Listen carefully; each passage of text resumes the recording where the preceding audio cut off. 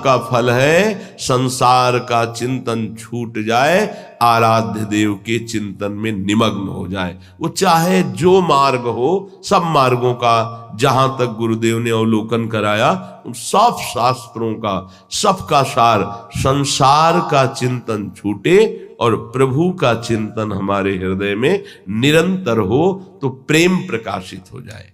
देवर्षि नारद जी महाराज प्रेम का वर्णन करते हैं, कहते हैं अनिर्वचनीयम प्रेम स्वरूपम।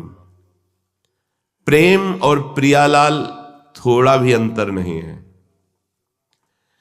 कि प्रेम आ जाएगा तब परमात्मा आएगा, ऐसा नहीं है। परमात्म स्वरूप प्रेम है, प्रेम आया मतलब प्रियालाल आए। जिसकी वाणी ब्रह्ममयी है वो भी असमर्थ है वाणी के द्वारा प्रेम का वर्णन करने में। ब्रह्ममयी अर्थात जो भगवदाकार वृत्ति को प्राप्त महापुरुष हैं या ब्रह्मबोध संपन्न है, उनकी भी वाणी में सामर्थ्य, मलिन वाणी की तो बात जाने दो, उनकी भी वाणी में सामर्थ्य नहीं कि प्रेम का वर्णन कर सके। वेद्य जिस रस को नेति नेति कह करके चुप हो जाता है,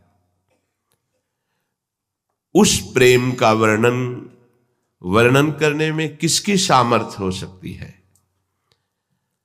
संसार में अगर कहीं किसी वाणी ग्रंथ में वर्णन है तो प्रेम दशा का वर्णन है, प्रेम की बाहरी लक्षणों का वर्णन है, प्रेम का नहीं है। अनिर्वचनीयम प्रेम स्वरूपम। ये जितने भी विषयानंद, भगवदानंद, ब्रह्मानंद, विषयानंद से लेकर ये सब भगवदानंद, अद्भुत अद्भुत आनंद, ये सब फीके पड़ जाते हैं।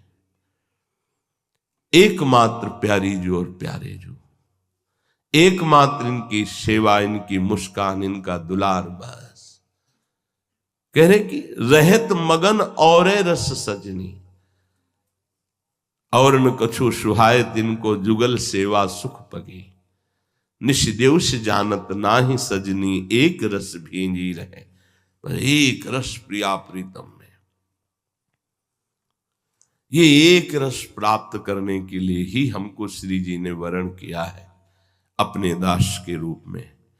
ये जो दास रस दिया है ये एक रस के लिए उन्होंने वर्ण किया। हमारी सामर्थ्य नहीं कि इस पंक्ति में हम खड़े हो जाएं, लायक नहीं कि श्री जी की सेवा की पंक्ति में खड़े हो जाएं, उन्होंने वर्ण किया है। अब ये आंखें केवल उन्हीं के ऊपर लगी रहनी चाहिए। कह रहे कि घटत विषय तृष्णा सब घट की, कोई भी वासना हृदय में नहीं रह जाती। ज्ञान के मार्ग में यह देखा गया कि जब तक गाढ़ आत्मबोध की अवस्था नहीं होती तब तक अहंकार मिटने पर फिर यह जग जाता है। अहंकार मिटा, फिर विषय संग हुआ तो फिर ये स्फुरित हो गया। आद्य गुरु भगवान शंकराचार्य जी ने विवेक चूड़ामणि में लिखा है कि जंबक वृक्ष की तरह है कि धूप पड़ी तो सूख गया, नष्ट हो गया, लेकिन वर्षा हुई तो बहुत हरा भरा हो गया। इसीलिए जीवन भर ज्ञान मार्ग के उपासक को सावधान रह करके ये अहंकार जगने न पावे देह भाव, इसका अभ्यास करते रहना चाहिए। लेकिन प्रेम मार्ग के उपासक में भगवत बल होता है और कृपा निधान भगवान उसकी रक्षा करते हैं, और एक बार केवल रूप माधुरी का पान हुआ तो दोबारा कुछ ऐसा है ही नहीं कि जो उसके नेत्रों को खींच सके।